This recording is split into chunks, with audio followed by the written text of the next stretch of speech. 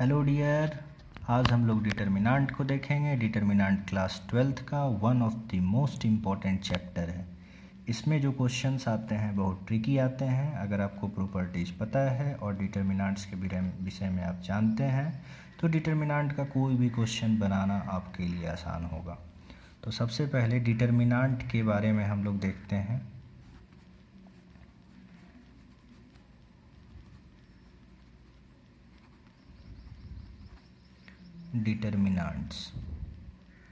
Determinants का जो symbol होता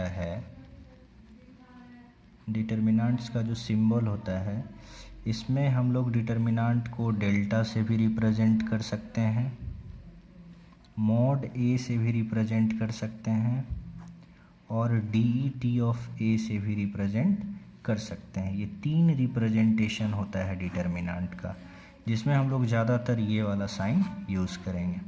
और एक बात याद रखना है कि ये मॉड नहीं है, यानी कि डिटर्मिनेंट जो होगा ये आपका पॉजिटिव भी हो सकता है, नेगेटिव भी हो सकता है।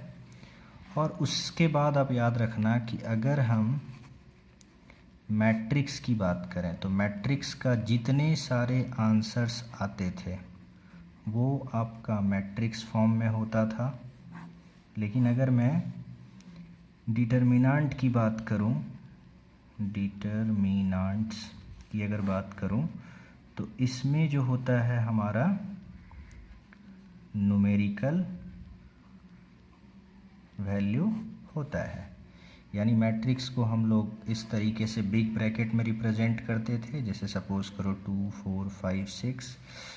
और डिटर्मिनेंट की अगर हम लोग बात करें तो डिटर्मिनेंट हमेशा स्क्वायर फॉर्म में होता है, सपोज करो 2 4 5 6। यानी कि सीधा लाइन डिटर्मिनेंट में यूज़ होता है और मैट्रिक्स में बिग ब्रैकेट यूज़ होता है। तो डिटर्मिनेंट को ही हम लोग नेक्स्ट देखते हैं आगे।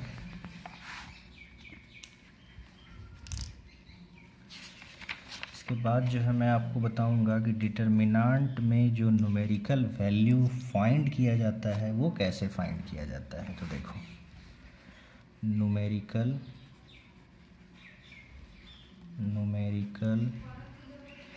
एक्सपेंशन ऑफ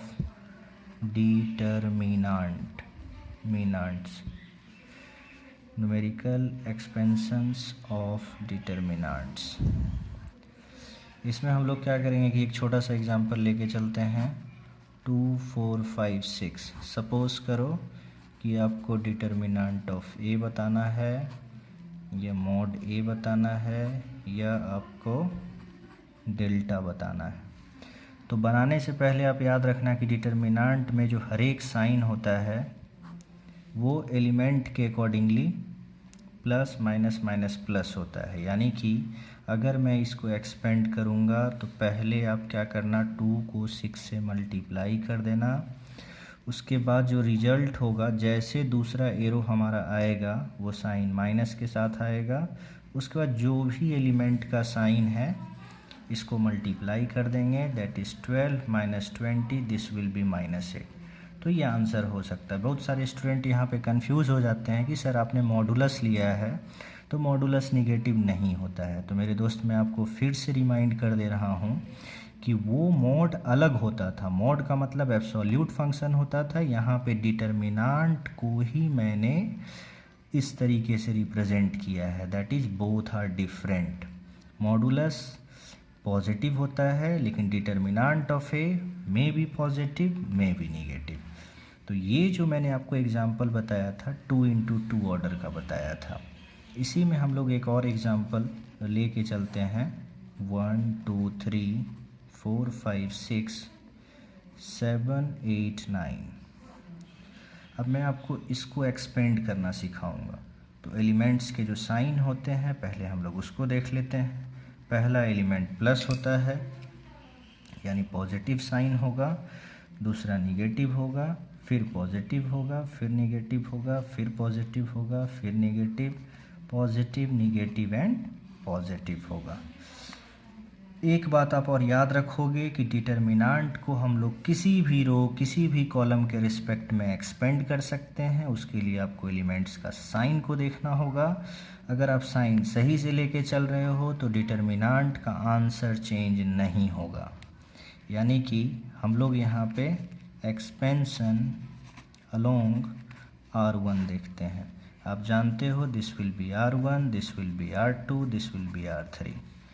तो देखो फर्स्ट एलिमेंट यानी कि determinant of B that is delta is equal to, पहले हमने 1 को लिखा तो इसके रिस्पेक्ट में पहले ये और ये लिखा जाएगा, क्योंकि ये 1 के रिस्पेक्ट में रो कॉलम हट जाता है। 5 9 जा आपका 45 आ जाएगा, -8 6 जा 48।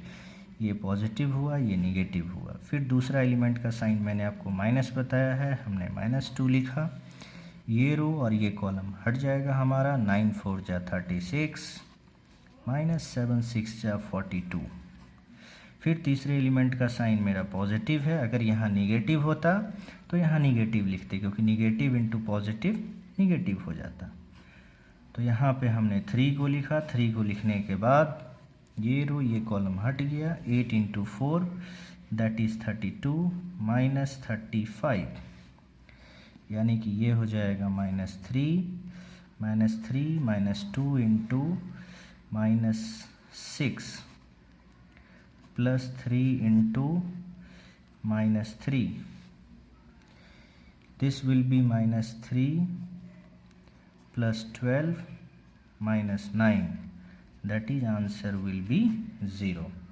तो आप इसको याद रखोगे। मैंने आपको न्यूमेरिकल एक्सपेंशन ऑफ डिटर्मिनांट बताया। एक बात और बता दे रहा हूँ कि डिटर्मिनांट में आप R1 के रिस्पेक्ट में एक्सपेंड किए तब भी 0 आएगा, R2 के रिस्पेक्ट में एक्सपेंड करोगे तब भी 0 आएगा, R3 के रिस्पेक्ट में एक्सपेंड करोगे तब भी 0 आएगा।